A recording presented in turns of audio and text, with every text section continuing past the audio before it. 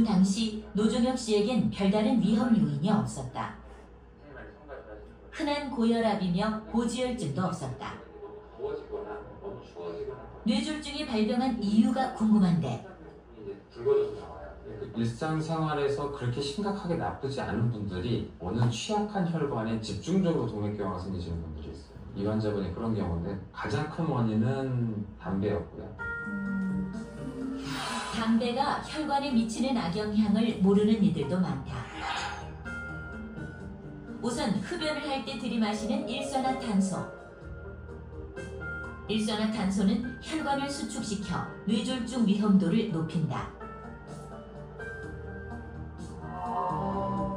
또한 담배 속에 들어있는 여러 화학물질들은 혈관의 염증 반응을 일으키는데 이로 인해 동맥경화가 심해지는 등 혈관 상태는 더 악화되고 뇌졸중의 위험은 커진다. 담배는 백해무익이다. 원인은 담배. 고혈압도 없었고 이상 지질증도 없었는데 생기는 원인은 저 사람의 원인은 담배였다.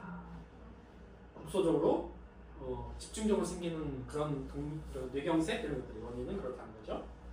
자, 뇌경색에 여러 원인이 있는데요. 한번 보겠습니다.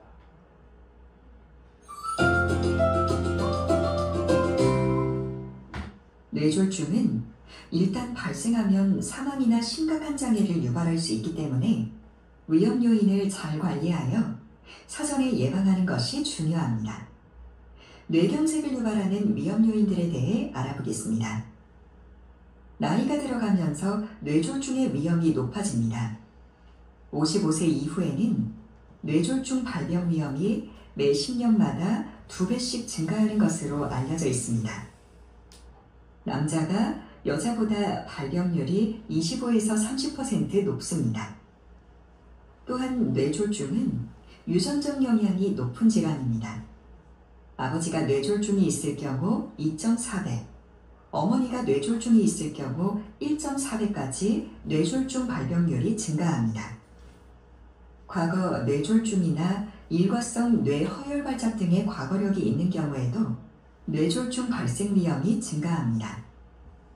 지금까지 살펴본 나이, 성별, 가족력, 과거력은 노력만으로는 조절할 수 없는 위험 요인들입니다.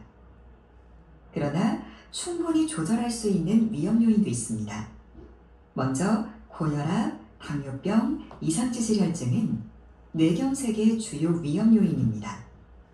고혈압이 있는 경우 뇌졸중 발생률이 4배에서 5배, 당뇨병이 있는 경우에는 뇌졸중 발생률이 2배에서 3배까지 증가합니다. 심방세동은 심장이 불규칙하게 뛰는 부정맥의 한 종류로 혈관 안에 혈전이 형성될 위험을 높여 뇌졸중 발생률을 3배에서 6배까지 높입니다. 심방세동 외에도 심근경색증, 협심증, 심부전, 판막질환 등 기타 심장질환도 뇌경색의 위험 요인으로 작용합니다. 또한 목동맥이 좁아지는 목동맥 협착, 폐경 후의 호르몬 치료, 경구피임약 복용을 했을 때도 뇌졸중 발생 위험이 증가합니다. 비만, 흡연, 식습관, 신체활동량 부족 등 건강하지 못한 생활습관도 뇌경색 위험 요인이 될 수 있습니다. 여러분께 해당하는 위험 요인이 있었나요? 해당하는 만성질환을 잘 관리하고 생활습관을 개선하여 뇌경색 발생을 예방하세요. 네, 교과서 같은 얘기 같지만 건강관리 교과서 같은 얘기 같지만 이거 안 되면 준비해야 돼요. 어제와 같은 오늘을 계속 살 것 같으면 준비하셔야 됩니다. 다른 방법이 없어요. 자, 좀 써있죠? 네. 이것을 무시하면 어떻게 된다고요? 뇌가 망신한다 이렇게 되어 있고요. 네. 뇌혈관 질환 사망 원인의 4회 치명적인 사망 원인입니다. 고혈압은 이렇고요. 당뇨는 2배가 많아지고요. 이상지혈증이고요. 나이가 많아지면 55세 이후에는 10살 지금마다 뇌증은 2배씩 증가한다. 이게 맞습니다. 이게 65세부터 나이가 많아지면 10년에 2배씩 증가하는 것도 있거든요. 그건 뭐냐면 치매예요. 치매. 65세는 10명에 1명 정도가 치매입니다. 우리가 인정하고 싶지 않고 인정하려 들지 않고 그 나이에 벌써 내가 왜 치매 검사를 받아야 돼? 라고 저항을 할 뿐 사실 머릿속에서는 독성 단백질인 베타 아밀로이드가 축적되고 있다. 자, 성별로도 여자보다 남자가 많습니다. 예. 남성병이죠. 그래서 아버지의 영향이 더 큽니다. 어머니보다. 자, 여성 방병률이 근데 남성보다 3배인 질환이 있어요. 뭘 것 같아요?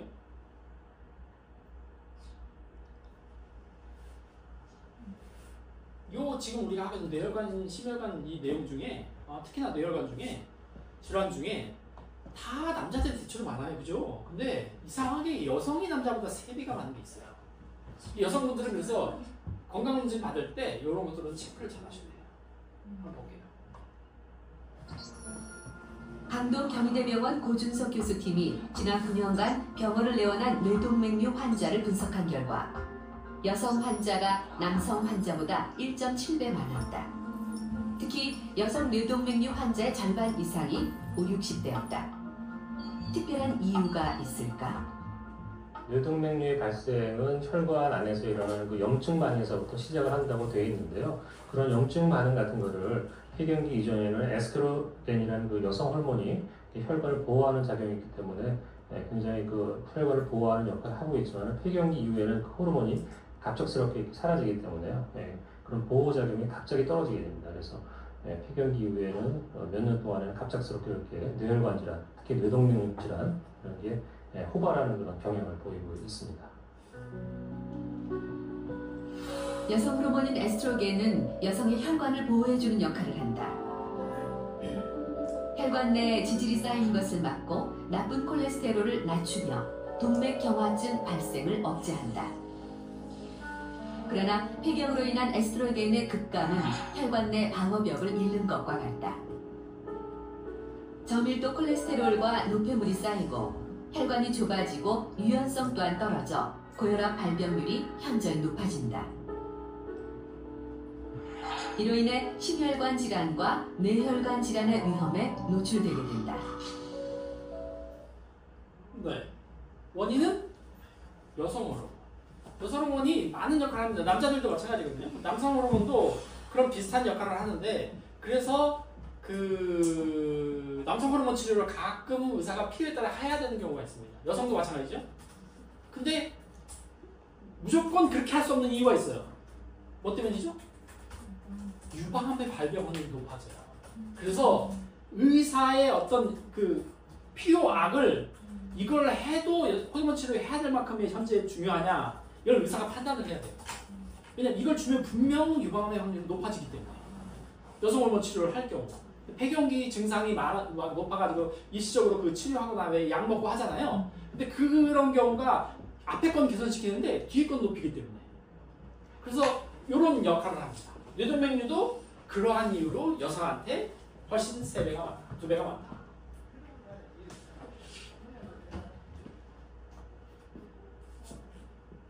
네, 이렇게 됩니다. 그래서 주로 5, 60대, 70대에 많다. 그게 보면 노란색이 여성이거든요. 남자보다 훨씬 여성이 많다. 뇌동맥류. 그러니 저 정도 나이가 되면 40대, 50대가 되면 반드시 뇌CT 같은 걸 한번 찍어보시고 내 뇌동맥류가 있나 없나를 체크하셔라. 이런 체크를 한 번도 안 하신 부모님이 있으시다면 어머님은 그래도 아버님이 싫다고 하면은 뭐 어쩔 수 없지만 어머님은 꼭 손붙 잡고 가서 검사하시라.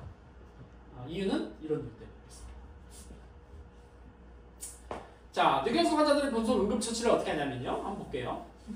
권경숙 씨에겐 우선 가장 빠른 치료인 정맥 내 혈전용해술이 시행됐는데 혈전용해술은 정맥으로 혈전용해제를 주사해 혈관에 막고 있는 혈전을 부수는 시술이다. 뇌경색 환자에게 가장 빨리 할 수 있는 치료다. 동맥 내 혈전 제거술에 들어간 지 1시간. 막혀서 제대로 보이지 않는 중대 뇌동맥에서 약 3mm 크기의 혈전이 무사히 제거됐다. 상황을 파악해 보니까 2시간 만에 저희한테 오신 거더라고요. 그래서 저희가 이제 정맥했던 용의들은 통상적으로 4시간 반까지 쓸 수 있기 때문에 바로 CT방에서 정맥했던 용의들을 쭉 빠르게 이제 기계적 혈전 제거술을 이용해서 혈전을 완전히 제거하고 났고요. 치료 전 뇌혈관에 막힌 부분은 피가 통하지 않는 빈 공간처럼 보였지만 치료 후엔 혈관이 선명하게 다시 나타난다. 혈전 제거술의 치료 효과는 시술 시작 시간과 반비례한다.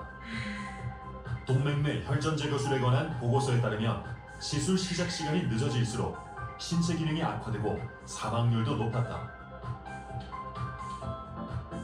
1시간 늦춰질 때마다 신체 기능의 회복도 5.3% 감소한다. 네. 그래서 빨리 하는 게 굉장히 중요합니다. 근데 현실은 어떠냐면요. 우리나라에서 뇌졸중이나 이런 것이 발병되고 가장 많은 응급실 도착 소요 시간이 얼마 정도 될까요? 얼마 정도 될까요? 얼마 만에 올 것 같아요? 생각 같아서는 금방 다 올 것 같아요.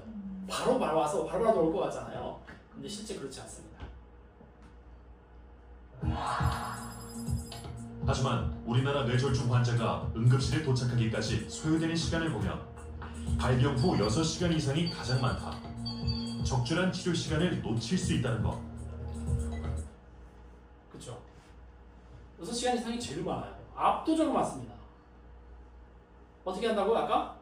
손바닥 눈 감고 10까지 세고 만만하다가가 이상하다? 바로 119 불러서 와야 돼요. 왜냐면 세컨 쇼크를 막기 위해서라도 바로 지금 증상이 쓰이지 않아도 와야 됩니다. 근데 이래저래 증상이 별로 없다고 생각해서 6시간을 넘길 경우에는 어떻게 되냐면 치료 효과가 장애가 남는 이율이 훨씬 많아져요.